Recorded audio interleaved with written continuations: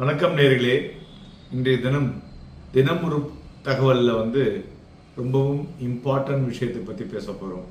அதாவது ரெண்டு விஷயங்க. ஒன்று அன்லிஸ்டட் ஷேர்ஸ் அப்படிங்கிறத பற்றி.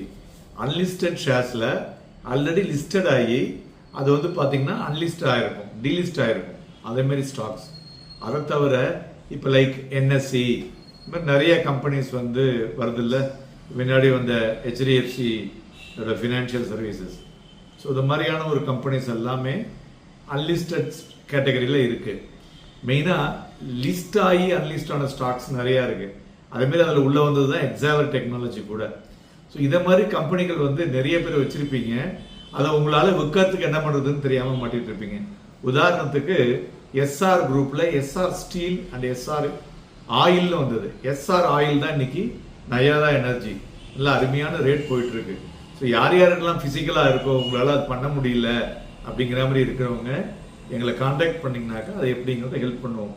லோக்கலாக 2-3 பேருக்கு ஹெல்ப் பண்ணி அவங்களுக்கு ஒரு நிறைய பணத்தை பார்த்தோன்னே அவங்க நிஜமாவே ஒரு பூரிப்பாகி என்னுடைய பேரப்பையனுடைய ஸ்கூல் எஜுகேஷனுக்கும் காலேஜ் எஜுகேஷனுக்கும் ஃபீஸ் கட்டுறதுக்கு உபயோகமாக இருந்தது அப்படின்னாங்க.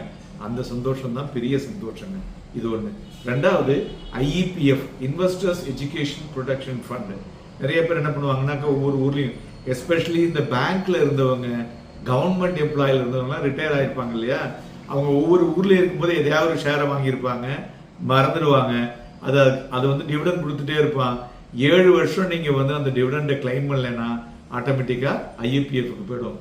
இந்த IEPF it is one of the கவர்மெண்டோட கோர் ஏரியா.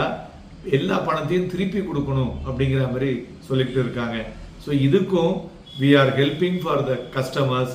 என்னென்ன ஷேர் வச்சிருக்கீங்க இல்லை அப்படிங்கிறத அதுமாரி நீங்கள் அப்ளை பண்ணி ஸ்டாக் மார்க்கெட்டில் இருக்கிறவங்க இருந்தீங்கன்னா உங்களுடைய PAN number, Aadhaar number and பழைய அட்ரஸ், எந்தெந்த அட்ரஸ்லாம் இருந்ததோ அதை கொடுத்தீங்கன்னா அதில் ஐஇபிஎஃப்ல என்னென்ன ஷேர் இருக்குது அப்படிங்கிறதையும் சொல்லிட்டு அதை எப்படி ரெக்கவர் பண்ண முடியும் அப்படிங்கிற விஷயத்தையும் நாங்கள் ஹெல்ப் பண்ணி கொடுக்குறோம். இந்த விஷயங்கள் எல்லாம் ஆல்ரெடி உங்களால் அதை எடுக்க முடியாது. அதாவது 1 இருக்குது, அதுக்கு முன்னாடி 0 இருக்குது. ஸோ இந்த 1 எப்படி திருப்பி போட்டால் தான் 10 ஆகும் இல்லையா? அந்த வேலையை நாங்கள் பண்ணி கொடுக்குறோம். உங்களுக்கு வேணும்னா கான்டாக்ட் பண்ணுங்கள். நன்றி, வணக்கம்.